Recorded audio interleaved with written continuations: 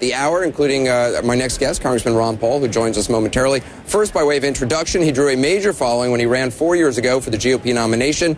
Tonight, he drew a sharp contrast with the other candidates on military involvement abroad. Listen.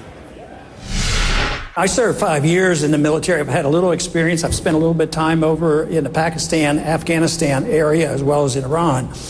But I wouldn't wait for my generals. I'm the commander-in-chief. I make the decisions. I tell the generals what to do, and I'd bring them home as quickly as possible, and I'd get them out of Iraq as well, and I wouldn't start a war in Libya. I'd quit bombing Yemen, and I'd quit bombing Pakistan. I'd start taking care of people here at home because we could save hundreds of billions of dollars. Our national security is not enhanced by our presence over there. We have no purpose there. We should learn the lessons of history, and the longer we're there, the worse things are, and the more danger we're in as well, because our presence there is not making friends, let me tell you.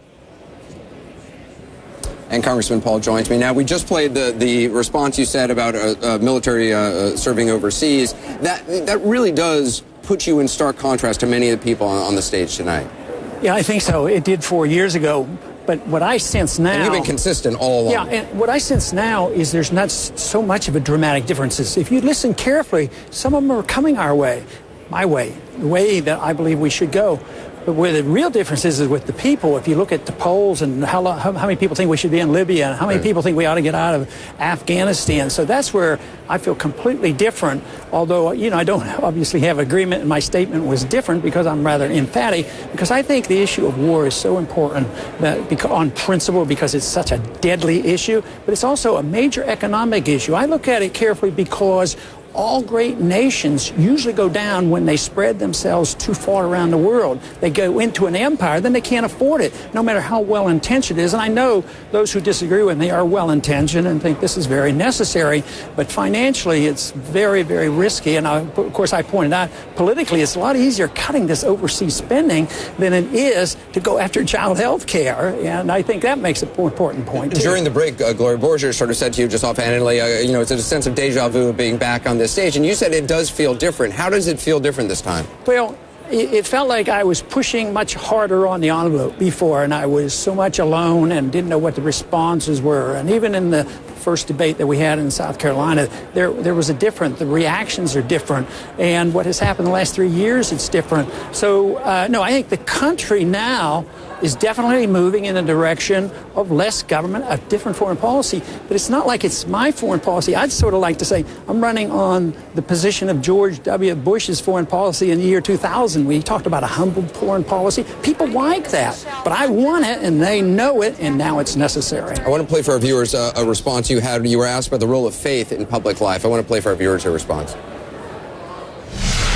I think faith has something to do with the character of the people who represent us. And law should have a moral fiber to it, and our leaders should. We shouldn't expect us to try to change morality. You can't teach people how to be moral. But the Constitution addresses this by saying, literally it says no theocracy, but it doesn't talk about church and state. The most important thing is the First Amendment. The Congress shall write no laws, which means Congress should never prohibit the expression of your Christian faith in a public place. The last part you said there, Congress shall never prohibit the expression, or no laws which should never prohibit the expression of your Christian faith in a public space. Do you think Christianity is under attack in the United States?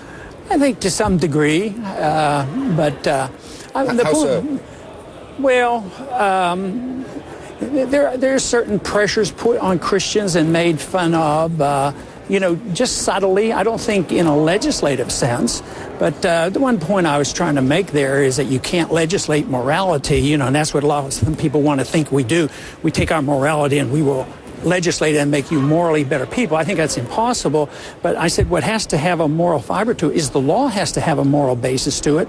And also the people who represent us should have moral character. That's how I think our faith should influence them. But the use of force to make people live better. See, I apply that in economics, I apply that to personal things, and I apply that to foreign policy. It'd be nice if we could remake Afghanistan and maybe improve it, but it doesn't work. The blowback is so much, it's so painful that it's much better for us to set a good example with men who have character, men who believe in principles, and then other people may want to emulate us. Congressman Ron Paul, thank you for your time. I know you've got a busy day. Thank you. Thank you.